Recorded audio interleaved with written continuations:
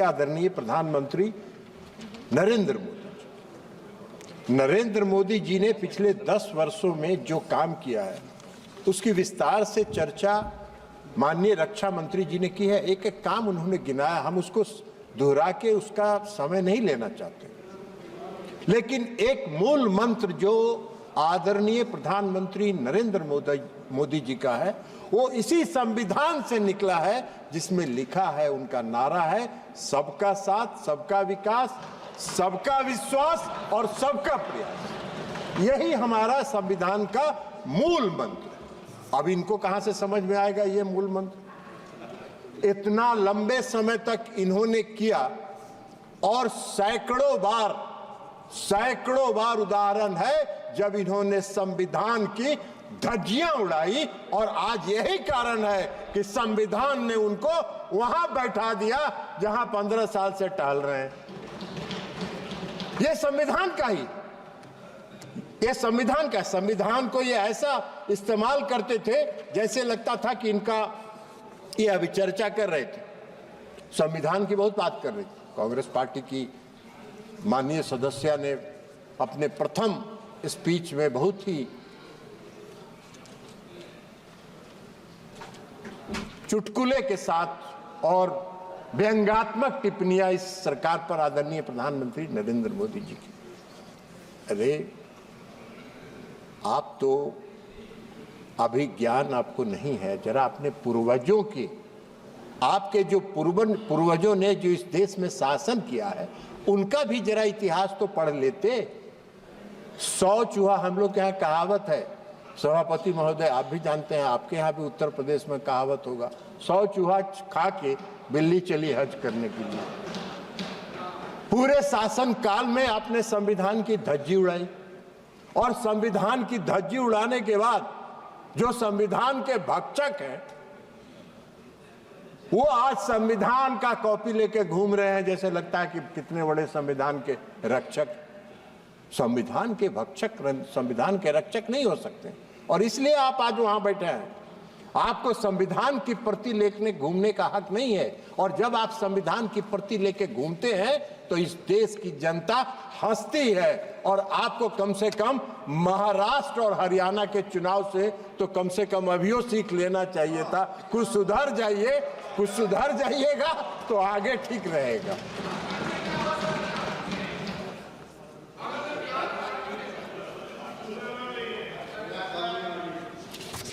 अब इन्होंने अपनी सुविधा के लिए इस देश में संविधान में धारा 356 का प्रावधान है। अब धारा 356 का जब प्रावधान है, और जब संविधान का निर्माण हो रहा था उस समय डॉक्टर भीमराव अंबेडकर ने कहा था कि संविधान में अनुच्छेद 356 को संविधान के मित्र पत्र की संज्ञा उन्होंने दी। मित्र पत्र मतलब इसका इस्तेमाल विशेष परिस्थिति में ही किया जाना चाहिए। इन्होंने कैसे किया? इनका इतिहास है, इन्होंने किया, पंडित जवाहरलाल नेहरू जी ने 7 बार किया 356 धारा का इस्तेमाल।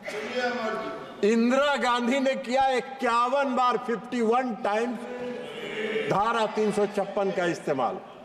राजीव गांधी जी के शासनकाल में 6 बार इसका इस्तेमाल हुआ। पीवी नरसिंह राव के समय में इसका 11 बार इस्तेमाल हुआ, और डॉक्टर मनमोहन सिंह की सरकार में 12 बार हुआ। अब डॉक्टर मनमोहन सिंह जी की सरकार ने तो जो बिहार में किया था 2005 में, वो तो अभूतपूर्व है। ये संविधान की रक्षा की बात कर रहे थे, संविधान की बात कर रहे हैं। संविधान के डर से इन्होंने जो भी इस तरह के फैसले किए वो दिन के उजाले में नहीं किए, रात के अंधेरे में किए। बिहार में जब 2005 में सरकार बन रही थी, फरवरी के चुनाव के बाद, तो एक कैबिनेट मंत्री बहुत दबंग कहे जाते थे, वो चले गए प्रधानमंत्री जी के यहां 12 बजे रात को, और उन्होंने कहा सरकार गिरा देंगे, नहीं तो विधानसभा को भंग करो। 4 बजे भोर में कैबिनेट की मीटिंग हुई, महामहिम राष्ट्रपति मॉस्को में थे, फैक्स पर भेज के उनसे दस्तखत करवा के मंगवाया गया, और जब सूर्योदय हुआ तो बिहार में राष्ट्रपति शासन लग गया। अब यही तो काम है, यही तो काम किया इन्होंने, दिन के उजाले में नहीं किया। इमरजेंसी भी जब लगाया इन्होंने इस देश में, तो 12 बजे रात में सभी कैबिनेट मंत्रियों को बुलाकर दस्तखत कराया गया और सुबह इमरजेंसी की घोषणा कर दी गई। संविधान की बात कर रहे हैं, संविधान की रक्षा की बात करते हैं।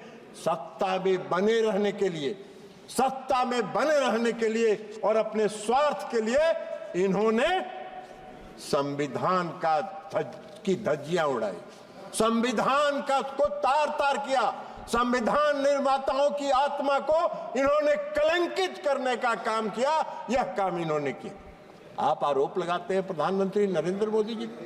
प्रधानमंत्री जी नरेंद्र मोदी जी जब शपथ लेने जाते हैं तो नतमस्तक होकर संविधान का नमन करते हैं, और तब सब शपथ लेते हैं और शपथ के मुताबिक सबका साथ, सबका विश्वास, सबका प्रयास और सबका विकास, इस मूल मंत्र के साथ इस देश के निर्माण में लगे।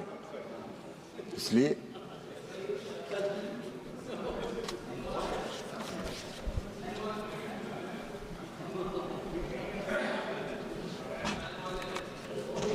सभापति महोदय, कांग्रेस के लोग चले गए।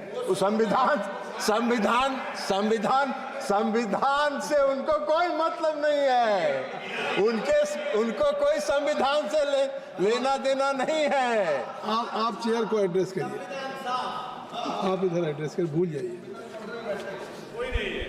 महोदय, जब 1975 में इमरजेंसी लगा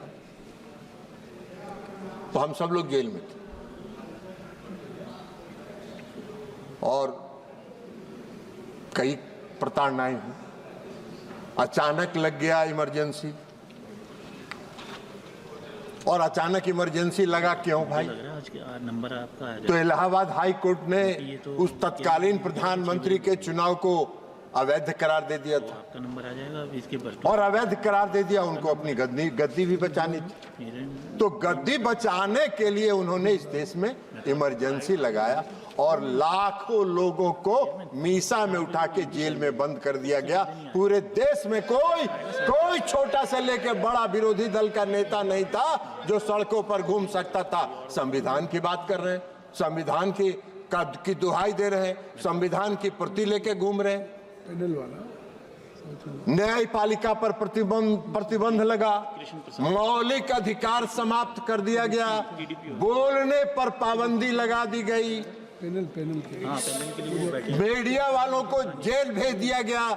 संविधान की कई धाराओं को संविधान के 9th शेड्यूल में डाल के कोर्ट को प्रतिबंधित कर दिया गया कि आप उसकी सुनवाई नहीं कर सकते हैं। 6 साल अपना शासन 5 साल के शासन को 6 साल कर लिया उन्होंने, और उसके बाद अगर उनका बस चलता तो आजीवन के लिए अपना कर लेते। ये संविधान के रक्षक हैं और ये संविधान लेके घूम रहे हैं इस देश में। इस देश के लोग तो हंसते हैं ना, अपनी गद्दी बचाने के लिए और अपने स्वार्थ की सिद्धि के लिए इन लोगों ने संविधान का किया। आरक्षण की बात कर रहे हैं। कांग्रेस नकारात्मक प्रचार करके हरियाणा में, महाराष्ट्र में घूम घूम के प्रचार कर रही थी कि नरेंद्र मोदी जी आरक्षण समाप्त कर दें। अरे भाई, नरेंद्र मोदी जी ने तो सब दिन कहा और ताल ठोक के कहा है कि आरक्षण नहीं समाप्त होगा। नरेंद्र मोदी जब तक है तब तक आरक्षण समाप्त नहीं होगा। आप कौन सा नकारात्मक प्रचार कर रहे हैं? आपने क्या किया? आपके पूर्वज ने क्या कहा था? आपके पूर्वज ने क्या कहा था? डॉक्टर अंबेडकर ने कहा है संविधान के निर्माण के समय, आरक्षण बैसाखी नहीं सहारा, और वह एक सहारा है उन वर्गों के लिए जो दलित हैं, पिछड़े हैं, उन वर्गों के लिए एक सहारा है। जो सहारा आज मिला हुआ है, आप उसको छेड़छाड़ करते हैं। आरक्षण के सवाल पर जब बिगड़ चला तो पंडित जवाहरलाल नेहरू ने 26 मई 1949 में जो संविधान के असेंबली में भाषण दिया और आरक्षण का विरोध किया। 15 अक्टूबर 1947 से पंडित जवाहरलाल नेहरू ने सभी प्रांतीय सरकारों को चिट्ठी लिखना शुरू किया। सभी प्रांतीय सरकारों को लिखा और 27 जून 1961 को लिखे पत्र में उन्होंने कहा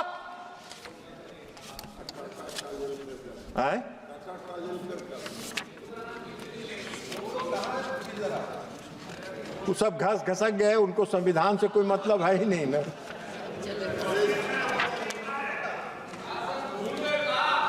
भूल नहीं गए हैं, ठोकने के लिए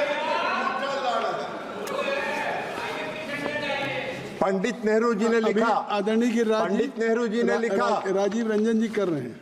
मैंने कहा 1961 को उन्होंने जो पत्र लिखा प्रांतीय सरकार को, उसमें लिखा यह सच है कि हम अनुसूचित जाति अनुसूचित जनजाति के लिए की मदद के लिए कुछ नियमों और परंपराओं से बंधे हैं।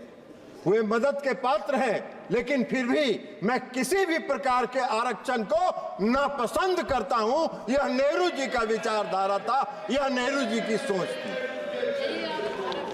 और ये आरक्षण का सवाल उठा रहे अभी बोल रही थी माननीय सदस्य कांग्रेस पार्टी की, कई बातों की उन्होंने चर्चा की।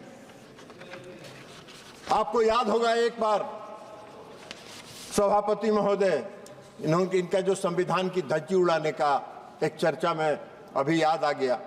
1982 में 1982 में हरियाणा में चुनाव हुआ था और बीजेपी और लोकदल दोनों के गठबंधन से सरकार बनी थी, वहां बननी थी। हम ज्यादा बहुमत में थे। वहां तपासे साहब गवर्नर थे और तपासे साहब गवर्नर ने चौधरी देवीलाल जी नेता चुने गए।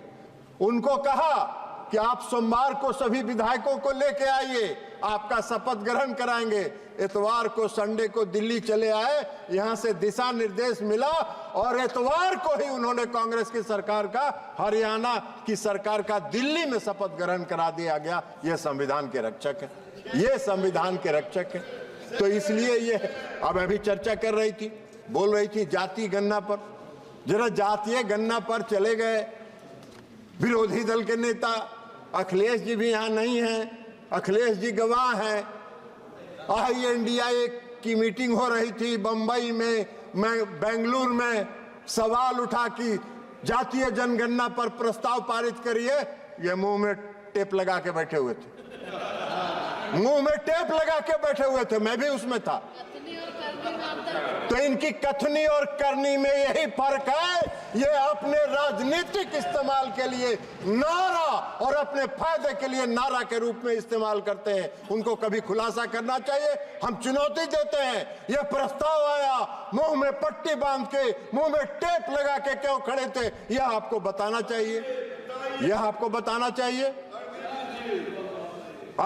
आप कह रही थी माननीय सदस्य, साहस संविधान ने दिया है। अरे संविधान में तो साहस दिया ही है, और संविधान ने अगर साहस नहीं दिया होता तो हम लोग इमरजेंसी में इतना झेलते कैसे? आपकी प्रताड़ना को हम लोगों ने झेला, तो यह संविधान ने ही ना हमको साहस दिया था, और उस संविधान में हम लोगों ने झेला, तो ये संविधान ने दिया है। लेकिन आपने कभी झेला नहीं है। आप समझती हैं कि सोना का चम्मच लेके हम लोग पैदा हुए हैं इस देश में शासन करने के लिए।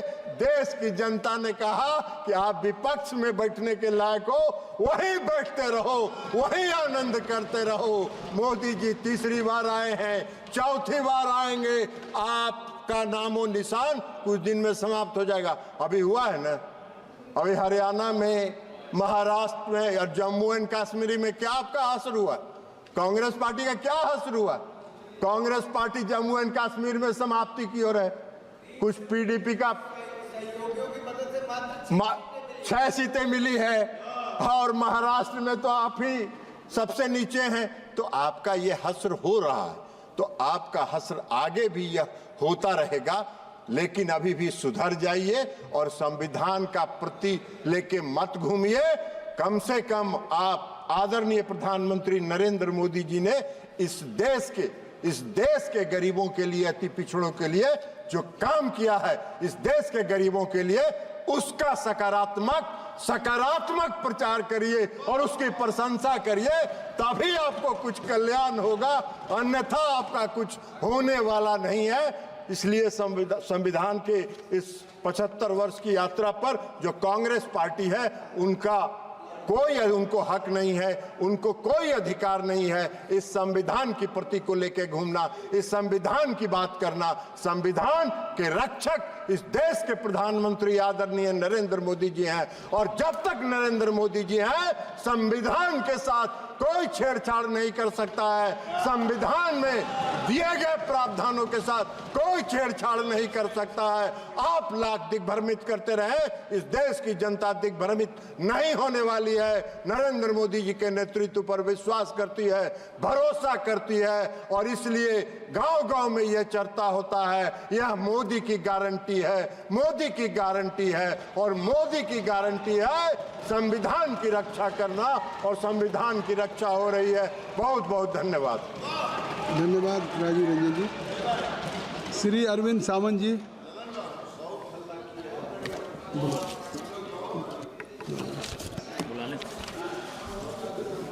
माननीय चेयरमैन सर, संविधान सम्मान के वक्त पर आपने मुझे स्वातंत्र्य, समता, बंधुत्व इस विचारधारा की नींव को लेकर जो संविधान बना, उस संविधान की 75 वर्षगांठ पर